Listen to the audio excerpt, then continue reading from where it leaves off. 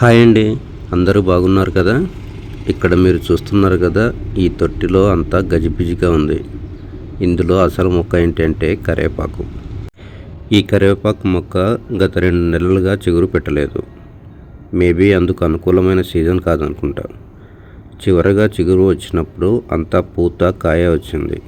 తర్వాత చలికాలం అంతా చిగురు పెట్టలేదు. మళ్ళీ ఇప్పుడే చిగురు పెట్టడం మొదలయ్యింది. ఇప్పటి వరకు మేము కూడా ఈ చెట్టును అంతగా పట్టించుకోలేదు, అందుకే ఇలా తయారైంది. ఇక్కడ ఈ గడ్డి జాతి సక్కలంటి ఎప్పుడు తెచ్చామో కానీ అన్ని తొట్లలో ఊరికే పెరిగిపోతుంది. దీన్ని హ్యాంగింగ్ పాట్స్లో పెట్టాలనుకుంటున్నా. ఇప్పుడైతే పీకేస్తున్నా. ఇంకా చాలా తొట్లలో ఉంది, సో నో ప్రాబ్లం. ఈ మొక్క చిన్న పీస్ వదిలేసినా మళ్ళీ అంతా అల్లుకుపోతుంది. యాక్చువల్గా ఈ బకెట్ లైఫ్ టైం అయిపోయింది అనుకుంటా, అంతా రాలిపోతుంది. బకెట్ మార్చాలి, కానీ ప్రజెంట్ మా దగ్గర బకెట్ లేదు కాబట్టి కొద్ది రోజులు అయిన తర్వాత మళ్ళీ చేంజ్ చేస్తాను. ఈ గడ్డిని అంతా పీకేయకపోతే మొత్తం న్యూట్రియంట్స్ అంతా కూడా అదే పీల్చుకుంటుంది. ఇందులోనే ఒక తీగ కూడా పెరిగింది, చూసారా? దీన్ని అపరాజిత లేదా శంకు పుష్పం అంటారు. ఇది కాయలు కూడా పెట్టేసింది. యాక్చువల్గా ఈ పూలతోటి టీ చేసుకుని తాగుతారు, బాగుంటుందంట. నేను ఎప్పుడూ ట్రై చేయలేదు, కానీ ఇప్పుడైతే ఆ తీగ ఈ చెట్టు గడ్డమే, దాన్ని కూడా పీకేయాల్సిందే. అలా ఈ తొట్టులోని చెత్త అంతా కూడా నీట్గా తీసేస్తున్నా.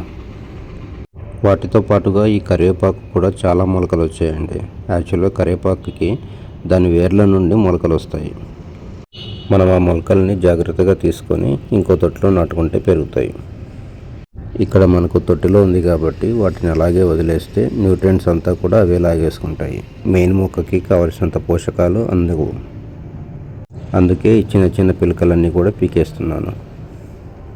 ఒక 2-3 పిలకలు మాత్రం అలాగే వదిలేసి నెక్స్ట్ రీపాటింగ్ చేసే సమయంలో ఆ పిలకలను తీసి ఇంకో తొట్టిలో నాటుకున్నామంటే కొంచెం కరివేపాకు చెట్లు కూడా ఎక్కువ అవుతాయి.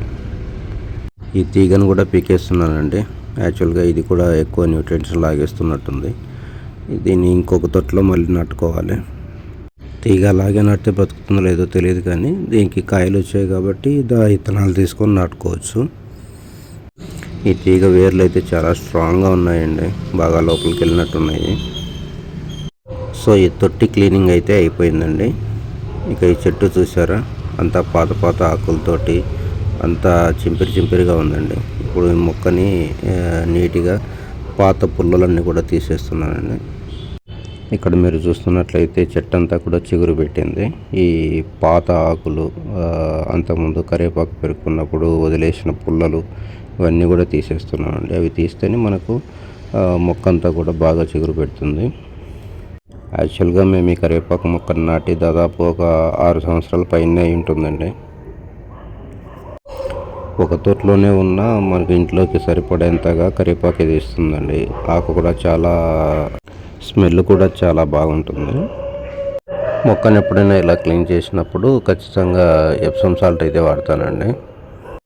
ఇలాంటప్పుడు మొక్కకి వారానికి ఒకసారి ఎప్సమ్ సాల్ట్ వాడినట్టయితే చిగురంతా కూడా బాగా ఫ్రెష్గా వస్తుంది, అలాగే బాగా గ్రీన్గా కూడా వస్తుందండి. అంతేనండి, రోజుల్లో కొద్దిసేపు మన మొక్కల్ని ఇలా రిపేర్ చేసుకుంటూ వాటికి ఏదైనా న్యూట్రియంట్స్ ఇచ్చుకుంటూ కాస్త టైం వాటితో కలిపామంటే మన డైలీ లైఫ్లో ఉన్న టెన్షన్స్ కాస్త తిరిగిపోయి కాస్త ప్రశాంతంగా అనిపిస్తుందండి. మీరు కూడా మీ గార్డెన్లో ఇలాంటి వాల్యుబుల్ టైం స్పెండ్ చేస్తూ ఉండండి. ఈ వీడియో మీకు నచ్చినట్లయితే లైక్ చేసి సబ్స్క్రైబ్ చేసుకోండి. Thank you.